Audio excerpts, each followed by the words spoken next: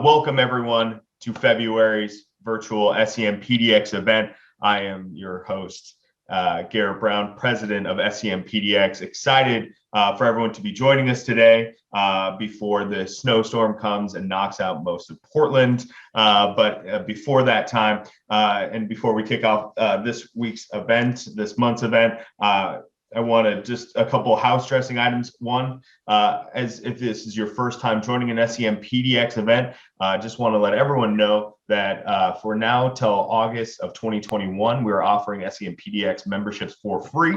Just go to SEMpdx.org/membership to apply for your free personal membership today. We're just trying to open up our tent, provide as many benefits and connection points as we can within the Portland area digital marketing community. And we're really excited about that. As we announced in our last month's call, SEMpdx and the board have selected Elevate Oregon as our new charity of choice. Elevate Oregon is an organization based here in the state that works to lift up and provide mentorship, career opportunities, and additional learnings to minority students in and throughout the state. So go to SEMpdx.org/charity of choice to learn more about Elevate Oregon and all the things you can do to help with their cause. And then, as we've been speaking about, we will still be doing an Engage one way, shape, or another this year. The SEMpdx Board of Directors has elected to move forward with a virtual Engage conference in 2021, just due to the health and safety concerns that were brought to us by state and local authorities and our inability to confirm whether or not we could do another in-person event. Now, we're still working on the finer details of how we're going to be presenting. For those that attended our virtual Engage conference in 2020, you'll note that we were able to put on as good of a virtual presentation as we possibly can, and one that we hope to recreate this year as well. So we'll have more details in the next couple of weeks as far as our execution around Engage 2021. We would love to have seen everyone in person, but the health and safety of everyone in SEMpdx and those that attend our events is our top priority. We look forward to seeing everyone in person once more, both for our monthly events as well as Engage, but we'll have more details coming around those in the next several weeks and months ahead. But without any further ado, let's get to February's virtual event. Andrew is joining us today from Local SEO Guide. He is the CEO. He is here to talk to us today about really everything that he's learned over the last several years, how multi-location brands can be addressing local SEO initiatives, what you can be doing now to increase your local SEO marketing, and really just try to help lift up in a time where maybe local is not, people might not be driving to retail as much as they once were, but he has some tips and tricks along the way. So Andrew, without any further ado, I'm going to hand it off to you and your presentation. Thank you, Garrett. Good morning to the SEMpdxers. Thanks for tuning in. Let me get my screen share going here, and then we'll get it in gear. Give me a second. All right. Let's see. Here we go. And all right. Can you guys see a standard PowerPoint title slide? Yes, we can, sir. Awesome. All right. So actually, I'm going to change the subject slightly a little bit versus how Garrett described what we're going to talk about. Today I'm going to focus on something we're calling Eat Local, which if you've been in the SEO industry, you may have heard a bit about Eat, and we'll get into that. And that's going to be kind of, let's call it the theoretical part of this conversation. Just going to go through some concepts about what we've been looking at lately. But I'm going to use that as a segue to talk about some interesting ideas that we've come around to do local SEO for businesses at scale. And again, let's see if we can forward into this thing. There we go. So as was mentioned, so I'm the CEO of localseoguide.com. We've been around for 15 plus years doing SEO for basically anybody with a website and a budget. But we have a specialty in multi-location businesses and local marketplace businesses. So by local marketplace, I mean think like DoorDash or a Yellow Pages site, big directories that are trying to be everywhere. And we tend to like complicated things. And so by working on a lot of big complicated projects, we get to see a lot of crazy Google stuff, and we like to share the stuff that we see. So let's just jump into it. So SEOs, as if you've been on SEO Twitter or just on the web in general, you've seen that SEOs have been talking about this thing called EAT for the last 2 years or so. And this is some data from Ahrefs, which plots how many pages their crawlers are finding over time that contain the phrase both SEO and EAT on them. And as you can see, it's been kind of cranking up. Every month, there's about, I don't know, 800 or so people publishing articles about this subject. So it's definitely a topic that's hot in the SEO industry. And the definition of EAT essentially is expertise, authoritativeness, and trustworthiness. I guess page quality is another way to think about it. It's a metric that Google has been using to try to figure out, is this site something, a site that I should send a user to? At our company, we're kind of skeptical that this thing called EAT is really anything meaningful, meaning is it actionable? Or at least let's say we've been skeptical. We've read all the things that people have said about EAT. We've read everything that Google said about EAT. There's definitely some things you can put into action, and I'll talk about that. But in general, EAT's not an algorithm, right? It's not it's kind of a way of thinking that that should lead into basically matching up with how an algorithm might interpret your site favorably. But it's not like there's an EAT algorithm. And that said, like you can see how Google statements have implied that, there isn't an algorithm that's EAT, but EAT aligns with what their algorithm is trying to do. And as I was thinking about this topic, I thought about another statement that came out in 2019 about Bert, which is basically a fancy way to talk about better understanding language on a web page. And in 2019, Google had announced that they had rolled out Bert to local search results. And as you can see, this quote by Danny Sullivan basically says, to a degree that language might help us understand something is related to a place, it may have an influence.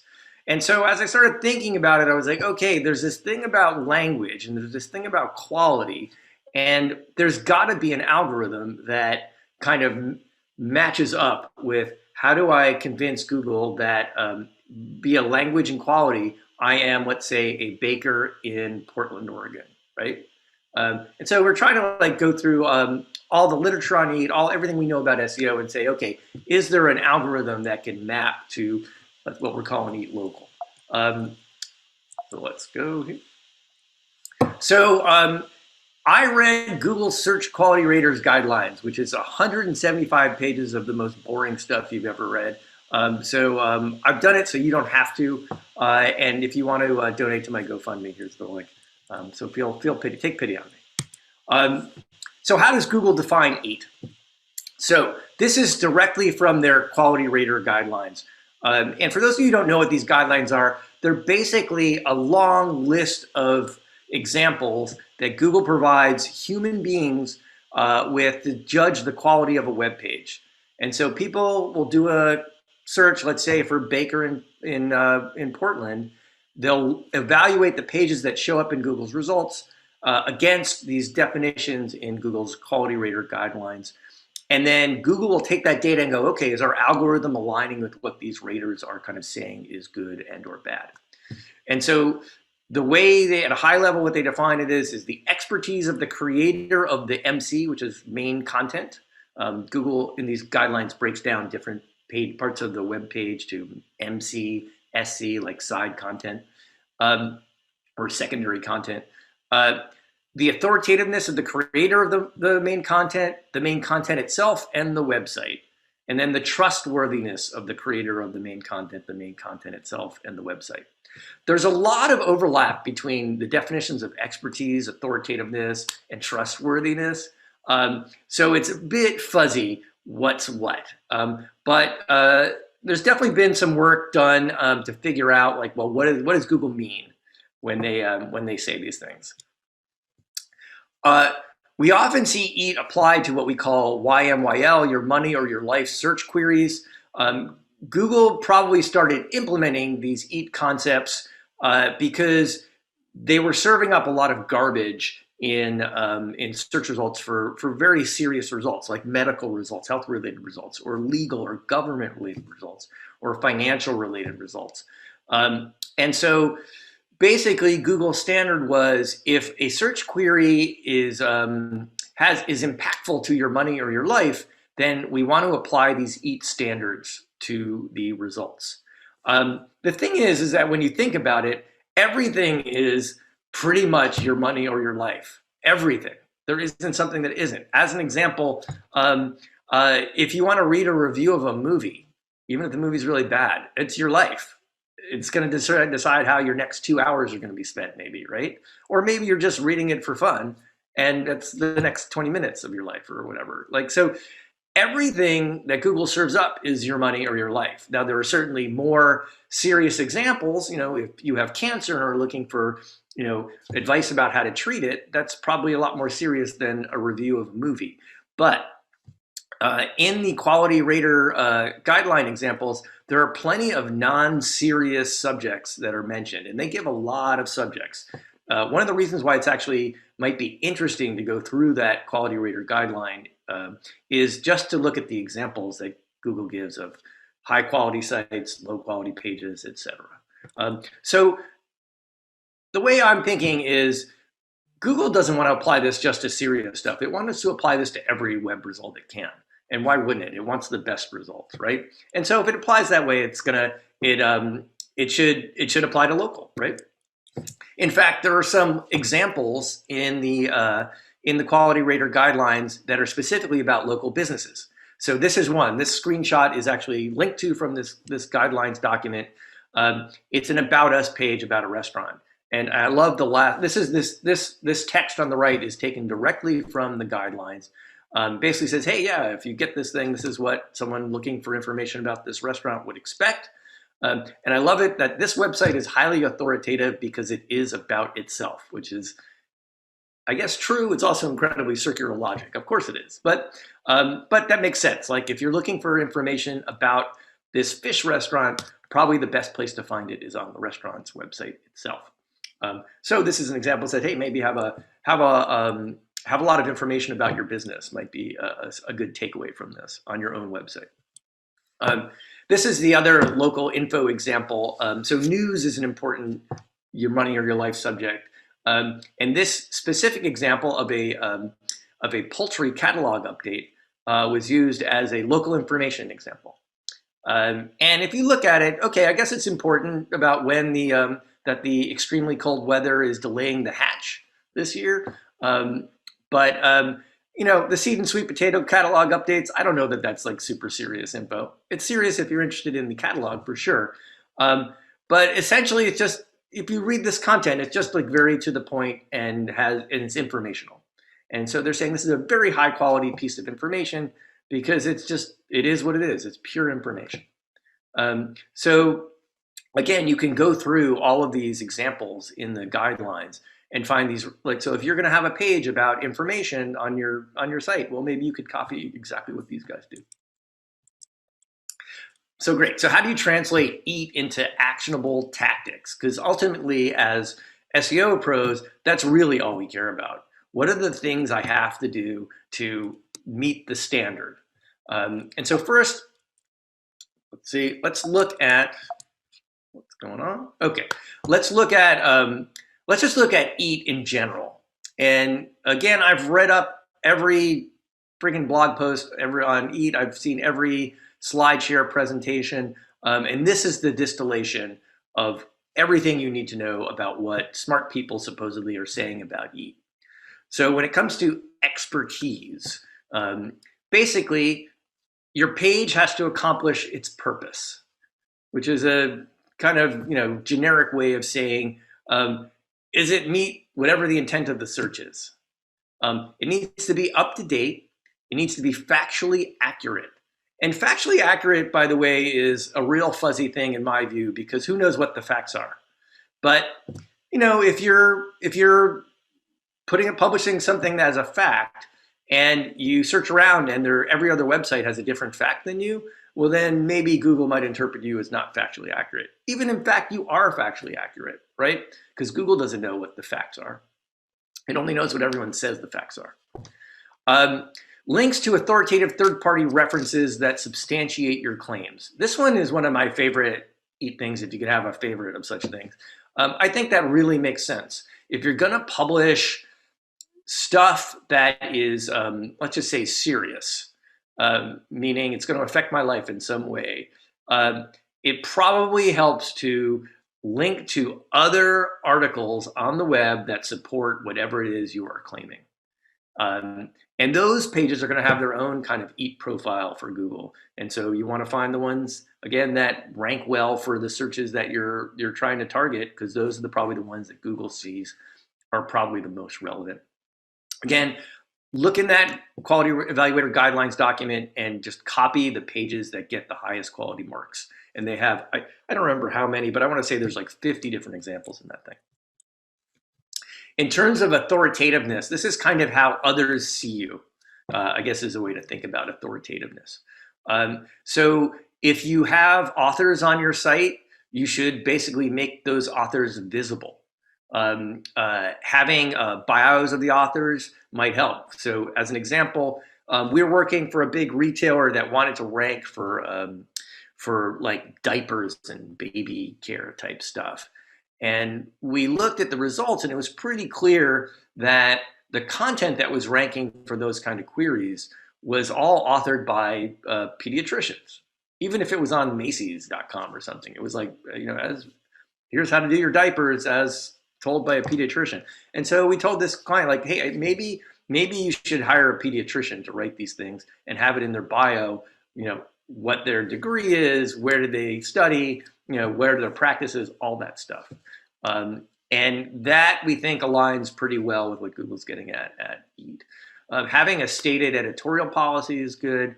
So as an example, we don't take paid inclusion, that kind of stuff. Having a consistent expertise on a topic. So there are plenty of examples where you could put something, let's say, on your blog that is totally unrelated to the stuff you write about, and you can rank for it.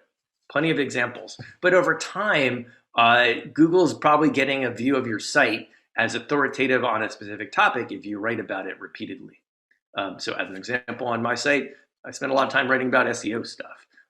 That said, total counter to this argument, about 3 years ago, I published a really junky page called Harbor Freight Coupons just to see if I could rank for it. And I think I'm still on page 2 for it. So, and I don't have any expertise on Harbor Freight coupons. So take everything with a grain of salt. This one's kind of funny. Content created by experts that support that your experts are in fact experts. What that means is, are other sites that are considered expert talking about you? Are they referencing you? Are they linking to you? Linking is probably the key there, but Google definitely has the ability to find mentions of your business on other sites and tie that back to you just by looking at the words. Content on third-party sites that suggest you're experts and your sites are authorities. What I mean by that is there are certain pages that are certain domains out in Google that are really expert on across the world. Wikipedia is an example. So having a Wikipedia page is definitely a signal that you are an authority. Having a Wikipedia page is not gonna help you rank any better for anything, but it's the kind of thing that generally, like if a quality rater is looking at your site and they see you have a Wikipedia page, they're probably gonna mark you, it's a mark in your favor. Having structured data on your site can help both tie your the content of your site to different entities in Google, like a knowledge panel, for example. And of course, get positive reviews.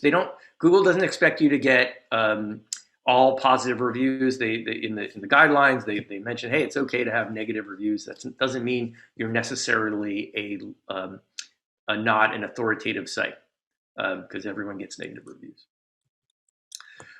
Trustworthiness is the most straightforward one. And in fact, I think it's pretty obvious. Like, don't have a spammy site that it looks like a phishing attack. The one that I think is most interesting here is the right amount of content.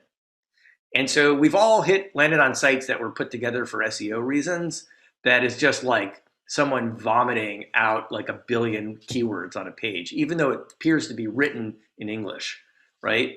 But if you think about it, like I don't need a billion keywords or a billion sentences to get to the answer to my question, whatever it is I'm looking for. Maybe you do if it's a really complicated one. But in most cases, simplicity is probably going to do you better. Get the user to the thing that the purpose of this page. What is it you're trying to educate me about or tell me about? And make it easy for me to find it. Don't bury it 10 paragraphs deep.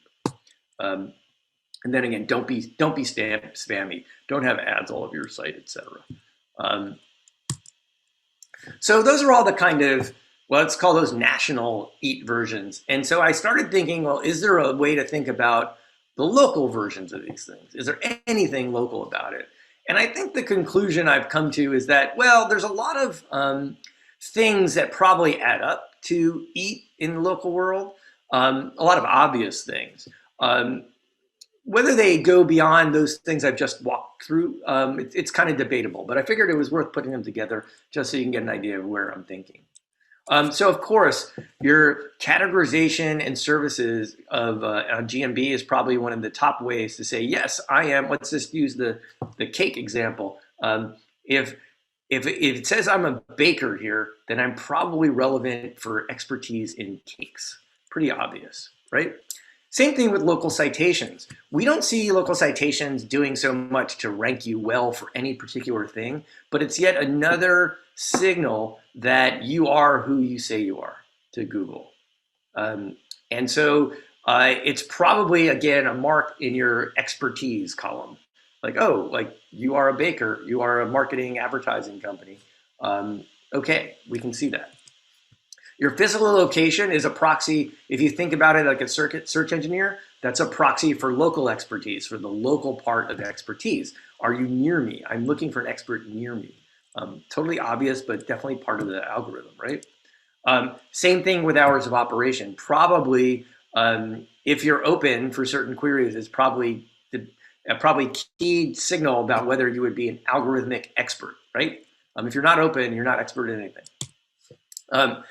This one is kind of interesting. So Google My Business posts have been around for a few years. We use them regularly on clients. They're an excellent strategy or tactic for converting brand clicks. So everyone, most of the traffic for Google My Business posts shows up when someone searches your brand. And they're the little posts that show up below your Google My Business page. And what we've seen is those clicks on GMB posts, if you're doing like the right kind of promotion, can convert at a very high rate. You don't get a ton of them, but the conversion rate, we sometimes see 20% conversion rate on promotions run in those posts because it's harvesting brand queries. So a really good tactic, because they're really easy to do, a really good tactic if you haven't tried them yet. One of the interesting byproducts of doing GMB posts is that after a few days, your post content seems eligible for what are called justifications.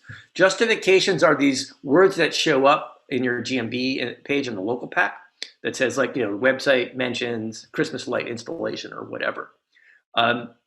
So what we think is that having these words in your GMB posts makes you more relevant, aka more of an expert on the particular subject you're posting about. So definitely an ED type thing. Review content. You don't have to read this block of text. This is directly from the quality guidelines. The last line is really what I'm interested in. Basically says lack of reputation should not be considered an indication of low page quality. So the fact that you may not have any reviews on your small business doesn't mean anything as far as whether or not you're eligible to rank for something. We definitely see reviews can make rankings, particularly in certain categories where there's a ton of reviews, but it is not let's just say it's not a brick wall in and of itself, not having reviews. We always recommend clients get reviews and get reviews that are relevant to the topics they want to rank for.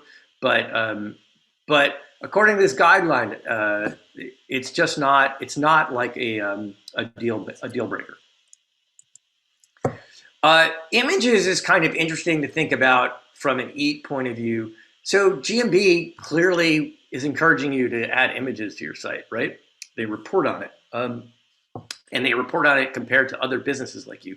Part of this, I suspect, is because they thought this is a remnant of the Google Plus days when they thought everyone should be sharing stuff all over Google My Business. But part of this, I think, is in certain categories, an image is a signal of let's say, expertise in a way. As an example, if you're an auto dealer and you sell Mercedes-Benzes and you have an image of a Mercedes-Benz on your GMB page, it's probably a good signal that you sell Mercedes-Benz, right? And you could also kind of, if you want to really stretch it, you could say this is also a signal of authoritativeness. If users are uploading photos of your location, then that's a signal that you are authoritative for your location. So I think GMB images is it's not like oh man, just add some images and you're going to rank for stuff. But we've definitely seen where adding images improves conversion on GMB pages. As I mentioned earlier, structured data is definitely an interesting thing when it comes to EAT. These are the two main structured data types that we think are most relevant. So basically showing Google that you're this business/organization, or that the person adding content on your site is a person. And the most interesting one on this for me is in the local business side, which is knows about, because knows about implies expertise. So if you're a baker, you might want to knows about baking a cake in here. I don't think it's going to rank you number one, but it's yet another signal to try and test to see if you can improve how Google views you on specific topics. Okay, let's go. Links, of course, are the coin of the realm in local and with, in fact, any field of SEO. And so what you want to do really is get links from other local and national EAT sites. And by that, I mean sites that rank for the queries that you want to rank for. So it doesn't necessarily mean you have to get a link from the Chamber of Commerce, because if they don't rank for bakery, what do you care about them? I mean, it's nice to get a link from them. But what you really want to get a link from is other sites that rank for Portland bakery. That's where you want to get a link from, or that rank for bakery. Those are going to be the most helpful. Those are signals of authoritativeness to Google. This is my favorite one. Someone showed me this example the other day. They're having a problem. So I hope if they're on this webinar, I hope they don't mind that I'm showing them this. This really nailed the idea of presence of the topic on your website. So this is a search for needle exchange in High Point, North Carolina. The business in question, High Point Behavioral Health, does not provide needle exchange. And they don't want to rank for needle exchange because people come to their locations trying to exchange needles and they don't do it. And so they're like, why is this happening? And what was interesting is I clicked just on the view all to get the local finder. And I noticed there were a lot of other businesses listed in the local pack that have nothing to do with needle exchange, like Walmart Supercenter or Vintage Audio Exchange or a train station. And it occurred to me what was happening is Google doesn't have enough needle exchange businesses where it's totally right on the money that it knows you're in needle exchange to show. And so they're just looking for anything that's close. So in the case of the Walmart Supercenter, it's because they have the word exchange, I think, somewhere on their site, right? Probably the same thing with the High Point train station. There's like an exchange to go through the station or something like that. And of course, there's Vintage Audio Exchange with the name right in the business. And so, but why was High Point Behavioral Health showing up there? Because they don't do needle exchange. I guess you could say, oh, they're a health clinic, so maybe Google was looking for a health thing. But it wasn't. I don't think that was the case. So I did a little sleuthing, and what I found was if you did site : and this is the domain wakehealth.edu and needle exchange, there were 5 pages from a few years ago that you had the word needle exchange. So at some point, these guys did promote needle exchange. They had a needle exchange program. And it was funny. The person who asked me about this didn't even know they had it. And I bet the person that person is working with didn't even know they had it. And it's kind of interesting, this new result, you see that about this result box that popped up. That's a new thing that Google launched last week, where you can kind of see a little bit about the result. And it shows, oh, wow, this was in 2017. And they had this content. And you can see Google's hasn't crawled these pages in years. That page, I think, was crawled in the top one, March 15th, 2019. And so what this said to me was Google's your money or your life stuff is kind of bullshit. Because what could be more serious than needle exchange? But they don't know what to put in there. So they're just looking for whatever they can find. And so this, I would say, is a fairly low competition search, right? Because there aren't that many needle exchanges, probably not a lot of money in needle exchange. But you can see in these low competition searches, the presence of the topic on the website, even if it's 3 years old and not even linked to from the UX anymore, matters, and convince Google that this was a business about needle exchange. So, not rocket science. Content on your site affects rankings. There are also a bunch of fuzzier eat local signals. So as an example, you could say clicks on the SERP for non-brand queries. During COVID, we had a retailer client who ranked on page 2 for hand sanitizers.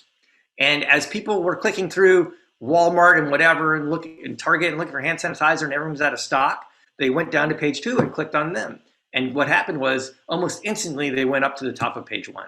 And we saw that like in minute by minute was happening. So those SERP clicks for non-brand queries are probably a signal of, you could say, authoritativeness. Same thing for search demand for brand and your service or product. So if you sell, let's say if you're Target and you sell hand sanitizers and people are searching for Target hand sanitizers a lot and Google sees that, that's a signal to Google that you are relevant for hand sanitizers, not just Target and hand sanitizers. You're authoritative for hand sanitizers.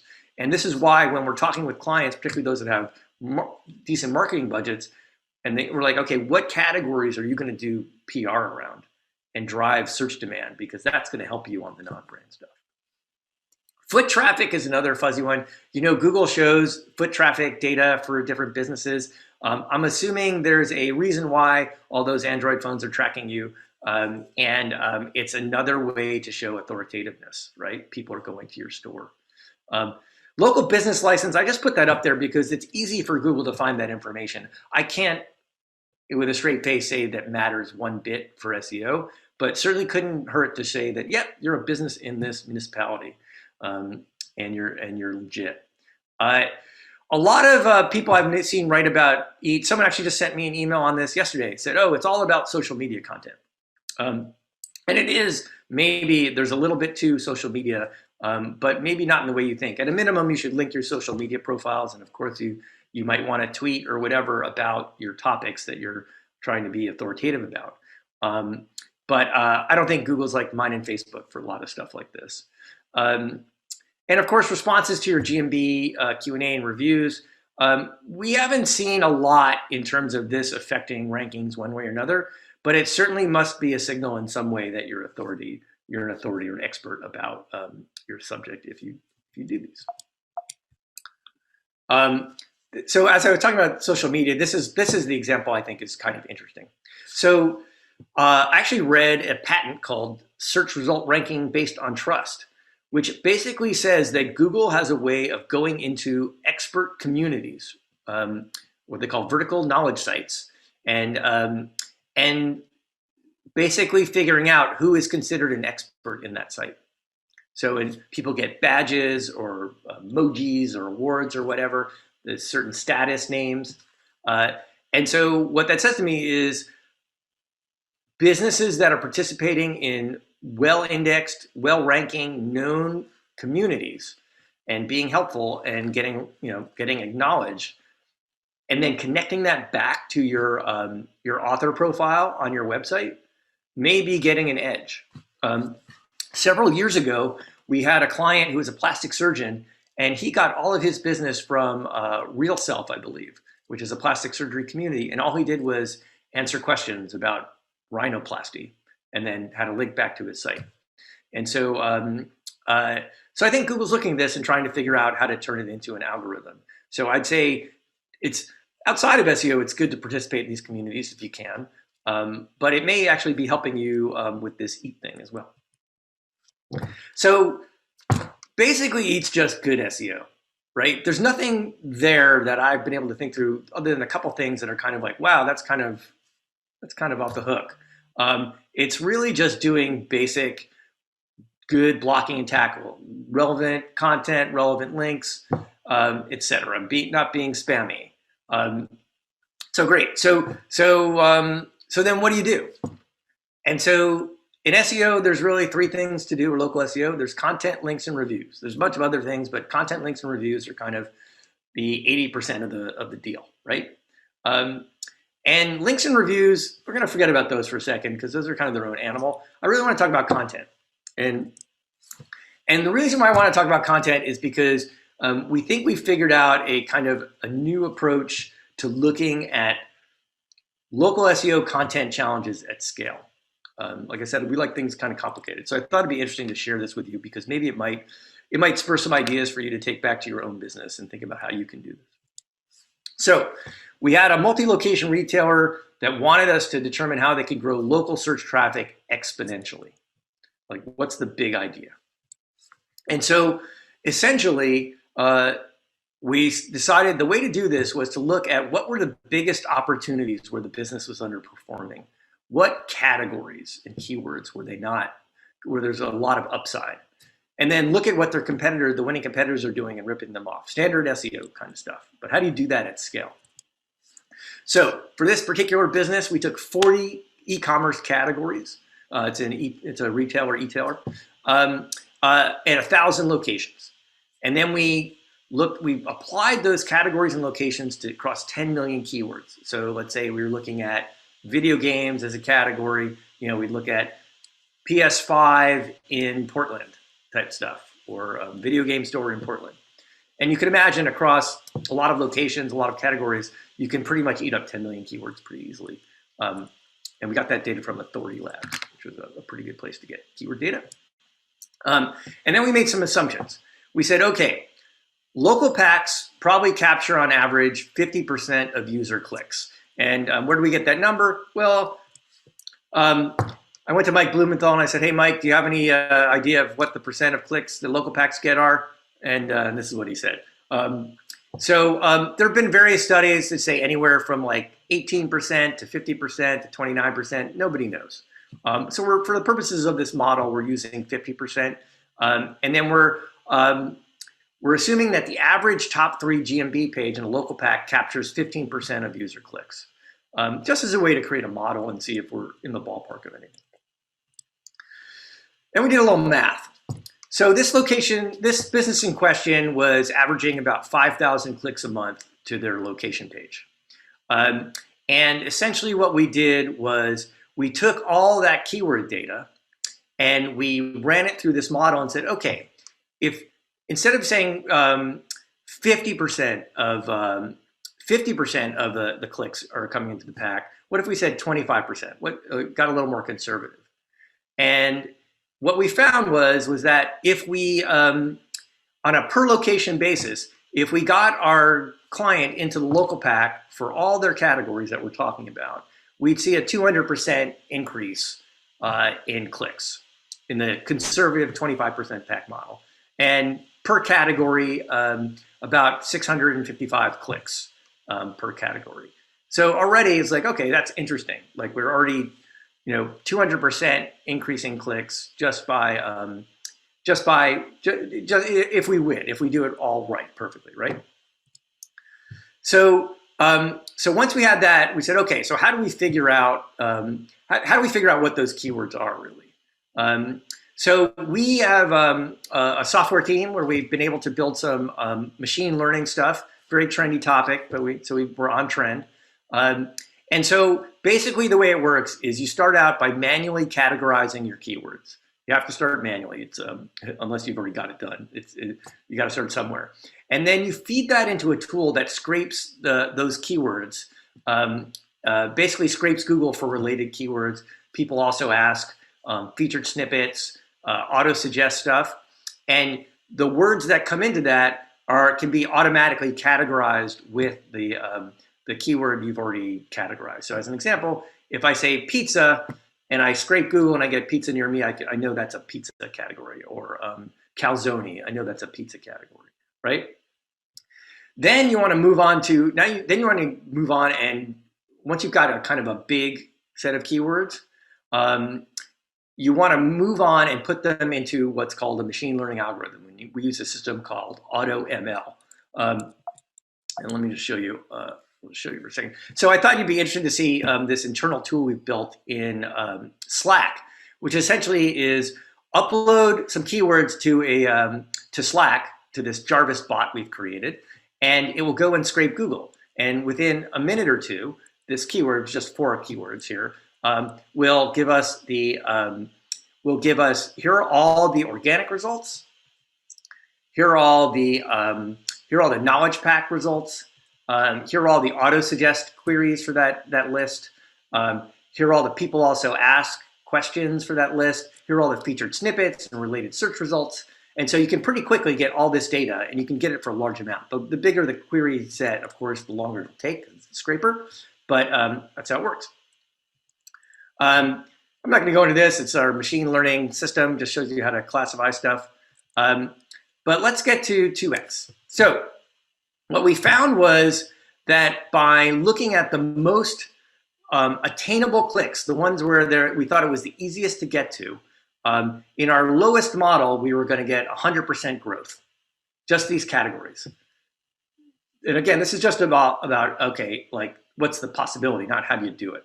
And so we found was electronics, furniture, media, all these categories. If we just focused on a small number of them, we could have a significant impact for this business. We could also look at who was ranking for these things. So this is across all different categories we did. And you can see we've come up with this metric called share of the voice. And you can see these are the different businesses that were ranking for the most keywords for this. Pretty much names you'd expect on the retailer side. But if you looked on a specific category, you could see who was ranking and who wasn't really, who was ranking a lot. So Best Buy dominates electronics. After that, it's a steep drop off. And so that said to us, wow, there's an opportunity in electronics because no one else is really a competitor other than Best Buy. So why don't we just copy what Best Buy is doing? And you can pretty much look at Best Buy's location pages and see that all the elements they've got here are signaling they're an electronics company, right? Not rocket science. But if you want it to be, if you want to increase your relevance for electronics, well, you would just copy this Best Buy page pretty much because they're the best in breed. Furniture is even better. Dominated the national furniture category. There's only 1 or 2 national brands that do anything. Everyone else is like a mom and pop store. And if you look at the leading furniture brand, their location pages, it's crap. It's just some crappy SEO text and some store hours, right? There's nothing to it. So in our view, like if you could create a better store page for furniture, you had an edge up in the furniture world. Media and gaming is another category. GameStop, GameStonk, and Best Buy, big brands in there. Target was in there like, Target's kind of interesting because they don't think of them as a video games company. But look, on their location page, video games is called out. And guess what? They rank really well for video games. And it could be as simple as just linking to your categories from your location page. So great, you've done it for 1,000 locations. What about for a single business? I don't think the process is any different. You just have a smaller keyword set. And I don't even know if it's that much smaller because if you think of all the permutations in a geo that you could rank for, it starts to get pretty big. But you can apply the same process to a single local business. All right, so let's look at some great location pages, or one great location page. I think Home Depot is generally the piece de resistance in terms of location pages. They've got all the things you'd expect to see. Keyword stuffing, local business markup with aggregate rating. They have events that change daily. Every time we've added events to location pages, it's improved rankings because it's like this regularly updated content. They link to their priority department URLs. and their priority categories. So Home Depot has a few pages that are kind of what we'll call local service pages, like home services, which is a separate URL. And then they link everything to priority categories. Linking from your location page to your categories is a really good idea if you're not doing it for a lot of reasons I'll get into in a sec. Home Depot has a lot of geotext with points of interest info, a lot of promo copy that's seasonal and changes. And of course, they have their nearby stores, which creates internal links. And then they have the reviews and priority categories. So they have a lot of stuff on this location page. It's a really excellent location page. So what can you do to improve your location page besides just copy Home Depot? You can buy geographic data to inject from, in some cases, we've used Nielsen Metro data to get a bunch of POI data. If you're doing annual store surveys with your location managers, that can help. You can do keyword research by store based on geographic preferences. You can mimic SERP intent, so figure out what's already showing up for these queries and copy those. And again, the more regular you update those, the better they seem to do. As I mentioned, Home Depot has a location subpage for home services. Subpages are really tempting because you're like, oh, I can create a subpage for every category I have. And we've seen some businesses do that. This is one of them. In August of 2017, they added, I think, 9 subpages, which was like brand plus location plus, let's say, mattresses or gas station or something like that. And at first they were like, this is awesome. We're getting a lot more traffic. This is the GMB impressions that happened over time. And everyone was so excited because they grew tremendously. But I looked into the data. I'm like, you know what happened? You just cannibalized all of your branded traffic. It went from your main location page to your subpage. And so maybe it's better because your subpage is more targeted. It might convert better, but it's not like this is adding a ton more traffic. So be very careful when you're doing subpages that you're not just adding it to add it. It has to have a good reason for living. Another good thing to do on location pages is tweak them for conversion. And what I mean by that is find out what users are going to after they hit your location page. What are they searching in your search box? That's a good signal that maybe you might want to have that content on your location page. So if someone is coming into your location page and searching for, I don't know, refrigerator freezers, maybe have a promotion for refrigerator freezers right on your location page. I bet they'll convert better. And if you can make it dynamic based on behavior and seasonality, all the better. The great news for anyone in local SEO is that the local pack is one of the few remaining pieces of real estate on the SERP that is transactional and is not controlled by Google, meaning they're not charging you for it. It's the only place right now where you can click on something and go to something and buy it, really. Meaning it's like it's really tied into intent. Everything else is just like a content morass or Google ads. So if you can harness your local pack for e-commerce queries, we think you've got a leg up on everybody. And in fact, this is something we're just starting to dig into. In November, Google added these free product listings to GMB pages throughout the country, as far as we could see. And what's really interesting about this is what we're seeing across the board for our clients who have it is they get about a 1% click-through rate. But again, figuring out this data is like, why is Google showing Pampers here? And basically a signal that people must want Pampers, in this case for Sam's Club. It's probably a signal to Sam's Club that they should be promoting Pampers on their location pages and on their home pages. Understanding this data and why Google is showing this is, I think, one of the, it's a 2021 project for sure to figure that out, because I think you'll have a huge edge up on your competitors if you can figure it out. And they give you, in Google's Merchant Center, they give you a bunch of shallow data about this that you can use to try to figure it out. Last thing I'll talk about is a little bit self-serving, but I think I think it just, this chart just says it all. So we had a pretty big multi-location client that when COVID happened in March of last year, when shelter in place happened, they, while a lot of their competitors were kind of stopped investing in SEO, they decided to triple down on it because they thought, oh, this is a chance for us to solidify our market share. And as you can see, they got huge market share gains from it. But what's not shown here, what we suspect is really happening, is the amount of search volume for various queries went through the roof over the last year because of COVID. We can just see it in all our client data. People are searching more, right? Because they're all sitting around at home. And Google got a ton of data out of that, and a ton of data about the sites that were well SEO'd, because those are the ones where the most activity was happening. So if you didn't invest in SEO last year, you probably lost out on Google getting a really good picture of your website or your new website, and your competitors maybe gained because Google now has a lot better idea about what you're about and what you're relevant to. So if you've got clients who are like wondering, like, should they be spending money on SEO, I think there's a good slide to show them. Anyhow, that's the presentation. Thank you for bearing with me. A copy of this deck is available on our website at localseoguide.com. Eat local for SEO. And in the few minutes we have left, I'm happy to take any questions.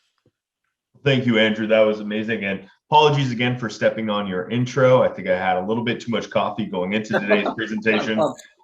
You wrote it up so nicely, and I stepped all over. But appreciate. We had a couple of questions come through, similar veins, which is when you're looking at GMB articles, how do you measure the success? Have you seen that success? And is there ability to kind of go back to some of your older content and kind of essentially predate it so that it looks like it was posted at a previous date? Or do you kind of have to slowly, methodically roll that out? And once you have, how do you measure the success of that content? Sure.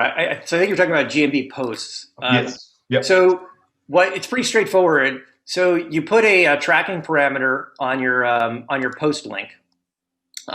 There's data in GMB's dashboard, but it's almost unusable about how it does, and so we don't rely on that. And so you want to make sure in your analytics that you're tracking it. You've got that parameter set up, and you've got a report that can track it. We have some clients, the bigger ones, who are using stuff like Adobe Analytics, and it's like they have to go buy more credits or something to track them, so it can be a little painful. But once you've done that, it's just like any other click to your site, and you can see how they convert. So everything in your GMB page, all the different links you can add, you should have separate tracking on them. So you can see like this part's working and this part's working or not working. As far as I wasn't quite clear what the question was about the dating of the posts. Yeah, so it was just in the question was, can we backdate and post articles on GMB? We've been publishing articles on MailChimp newsletter, and there's an error, but now we've rectified it. Can we go and post old articles on GMB at once now? Sure. Yeah, you can post as many as you want. Yeah. They're not going to shop you. In fact, it's one of the problems is you post an article, and if you don't add more, the old article just sticks around. So as an example, Sam's Club's a good example. They posted in March or April, we did a big thing on their COVID announcement, their special hours and stuff. And it keeps popping up, even though it's like, okay, everyone knows about their COVID stuff. So we constantly have to be poking it and putting it down. It's another thing, by the way. So with COVID, Google allowed businesses to create a single post that they can post across every location if it's about COVID. You can't do that. I mean, you can, but you're not supposed to do that with any other topic. But we've actually built a system to be able to do that and kind of go in and mass produce posts across thousands of locations at a time. And so if you're managing more than a handful of locations and you need a way to do that, happy to tell you how we talk about how we've done it, because it's definitely like a thing. And the final question here, do you have any tips for building citations for a doctor with multi-location addresses as NAP have to be one or more consistent? Sorry, building citations for doctors' offices with multi-locations. And it's definitely something I've run into in the past where the same doctor is shared amongst many others. Oh, you mean like how can I get the practitioner, one practitioner to rank over another practitioner, that kind of thing? Yeah, it's citations for doctors with multiple locations. Right. So it's a complicated question because there's like 50 different levers you can try to pull. So there's no one answer. The way I would, if I'm a doctor and I want to be the #1 doctor in this practice, I think the things you would do in no particular order. So you would increase the amount of content that doctor is publishing on the site, if they're publishing at all. You would improve the internal linking to that doctor's profile on your site above all others. You would get links to that site that had that doctor's name in the anchor text. Those are kind of things that can do. And then as far as if you can get that doctor mentioned on local citations, like on your Yelp page and stuff like that, that will help too. There's no, it's one of those things where you have to look at a case-by-case example and try to figure out, well, why is Google outranking this guy over this guy? And then what can I do to pull the rug out from the guy who's outranking? And part of it is it's just like outranking the competitor is looking at all the metrics and going, oh, they have a lot of links. Maybe we need a lot of links, that kind of thing. Well, Andrew, I want to thank you for your time. I want to thank everyone for joining us for our February virtual event. We're really excited to keep these going. We have a month from today, our March event on Google Analytics 4. Really exciting breaking news along those lines. Be sure to go to SEMpdx.org/events and be sure to sign up for that. Everyone, have a great rest of your week, great rest of your day, and we will talk again soon. Thank you again, everyone, for your attendance. Thanks, guys.